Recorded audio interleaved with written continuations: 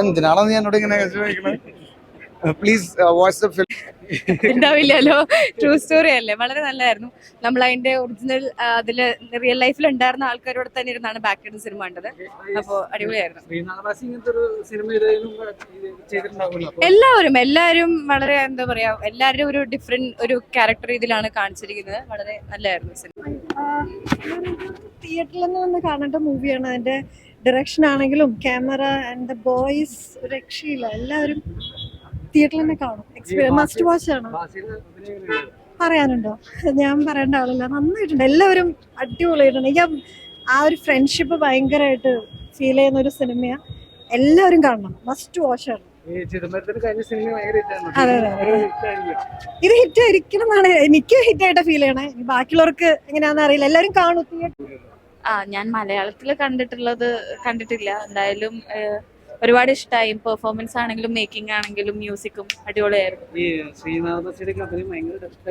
എല്ലാവരുടെ അഭിനയം ഭയങ്കര എന്താ പറയാ, നന്നായിട്ട് വർക്കായിട്ടുണ്ട്. അവരുടെ ആ ഒരു കെമിസ്ട്രിയും ആ ഒരു ബ്രദർ ബോണ്ടിങ്ങും പരിപാടിയൊക്കെ നന്നായിട്ട് വർക്കായിട്ടുണ്ട്. ഭയങ്കര ഇമോഷണലായി അവസാനം. രണ്ടും ഡിഫറെന്റ് ടൈപ്പ് അല്ലേ, അപ്പോൾ രണ്ടും എനിക്ക് ഇഷ്ടമായിരുന്നു. ഇത് കുറച്ചും കൂടെ ഭയങ്കരമായിട്ട് എന്താ പറയാ, എൻഗേജിങ് ആയിരുന്നു, ഇമോഷണൽ ആക്കി സിനിമ. അതെ, സിനിമ അടിപൊളിയായിരുന്നു. എല്ലാവരും അടിപൊളിയായിട്ട് ചെയ്തിട്ടുണ്ട്. എനിക്ക് തോന്നുന്നു യെസ്, ഹിറ്റ് ആയിരിക്കും. പ്ലീസ്, തിയേറ്റർ എക്സ്പീരിയൻസ് ആണ്. നിങ്ങൾ പോയി കാണണം, കണ്ടിട്ട് നിങ്ങൾ പോയി കണ്ടിട്ട് പറയാം. Beautiful movie. സുഷിൻ ഭയങ്കരമായിട്ട് വർക്ക് ചെയ്തിട്ടുണ്ട്. എല്ലാരും നല്ല പണി എടുത്തിട്ടുണ്ട്. ചിദംബരം പോയി കാണാം. എല്ലാരും ഒന്നിനൊന്നും വെച്ച് പോയി കാണാം. സൂപ്പർ ആയിട്ട് എടുത്തിട്ടുണ്ട് സിനിമ. നമ്മ പ്രതീക്ഷക്കാട്ടും അപ്പുറമായിട്ട് എടുത്തിട്ടുണ്ട്. ആ ഒരു എന്താ പറയാ, ഒരു വിഷമങ്ങൾ അന്ന് ഞങ്ങൾ നടന്ന ആ ഒരു കറക്റ്റ് സാധനം ഇതിൽ കൊണ്ടുവന്നിട്ടുണ്ട് സിനിമയിൽ. പേടിച്ചിട്ടില്ല എന്ന് വെച്ചാല് വീട് കഴിഞ്ഞപ്പോ മരിച്ചു പോയെന്ന് പറഞ്ഞപ്പോ ഒരു പേടി ഉണ്ടായിരുന്നു. ജാനമനകത്ത് ഞാൻ ഉണ്ടായിരുന്നു. ജാനമന് ശേഷം ഞാൻ ഭയങ്കര പ്രതീക്ഷയോടെ ഇരുന്നാണ്. ആ പ്രതീക്ഷ കംപ്ലീറ്റ് മീറ്റ് ചെയ്തു.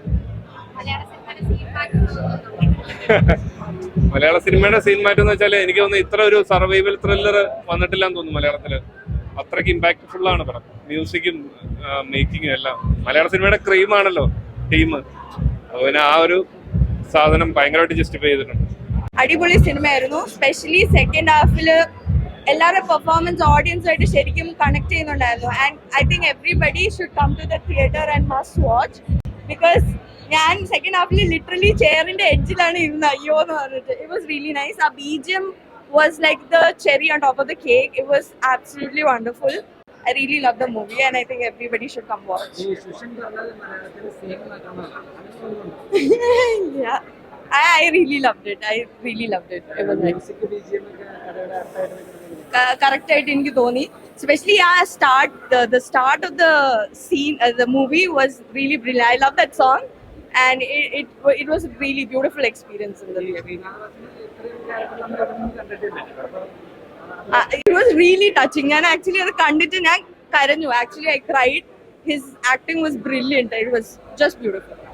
It was very well done. Total അടിപൊളിയായിരുന്നു. സൂപ്പർ ആയിരുന്നു. ഡയറക്ഷൻ ആണെങ്കിലും മേക്കിംഗ് ആണെങ്കിലും സൂപ്പർ ആയിരുന്നു. എല്ലാം അടിപൊളിയായിരുന്നു.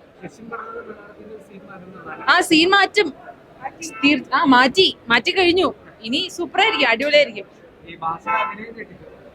എല്ലാവരും 11 പേരും ഞെട്ടിച്ചു. 11 പേരും അടിപൊളിയായിട്ട് ഒന്നിനോടൊന്നും മെച്ചമായിട്ട് ആക്ട് ചെയ്തത്.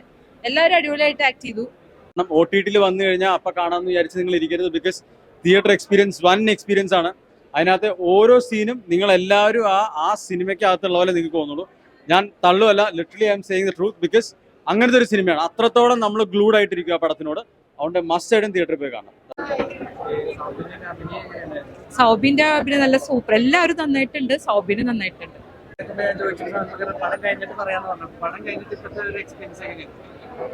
വളരെ സന്തോഷമായ, എന്താ പറയാ, ഭയങ്കര ഹാപ്പിയാണ്. അങ്ങനെ ആവട്ടെ. നമ്മൾ ഈ സിനിമയിലേക്ക് വരുമ്പോൾ എത്രത്തോളം എക്സ്പെക്ടേഷൻ ഉണ്ടായിരുന്നു തിയേറ്ററിൽ എല്ലാവർക്കും ഈ റിയൽ സ്റ്റോറി കണക്ട് ആവുന്ന പ്രതീക്ഷയുണ്ട്. റിയൽ കാര്യം നമ്മളത് കാണിക്കാന്ന് പറഞ്ഞു കാരണം കുറെ അറിയില്ലല്ലോ ആർക്കും ഇത് ശരിക്കും നടന്നതാണെന്നുള്ളത്. കാരണം അത് നമ്മൾ പുറത്ത് കാണിക്കാന്ന് പറഞ്ഞ ഫിലിമിലൂടെ അത് ഭയങ്കര വലിയൊരു കാര്യമല്ല അവർ ചെയ്തിരിക്കുന്നത്. അതാണ് ഞങ്ങളെ സംബന്ധിച്ചുള്ള അത് പുറത്തു കൊണ്ടുവരാന്ന് പറയുന്നത്, അത് ലോകം അറിയാന്ന് പറയുന്നത് തന്നെയാണ് ഏറ്റവും വലിയ കാര്യം. അത് നന്നായിട്ട് വർക്കൗട്ടായി. മലയാള സിനിമ സെയിം ഞാൻ എന്തിനാണോ നീ എന്നോട് ഇങ്ങനെ ചോദിക്കുന്നത്? Please watch the film. Thank you for the support. It's too emotional for me already. അപ്പോൾ ഭയങ്കര സന്തോഷമുണ്ട് ആൾക്കാർക്ക് ഇഷ്ടപ്പെട്ടു എന്ന് അറിയുന്നില്ല. അപ്പോൾ I hope everybody watches the film and have a great time. Thank U.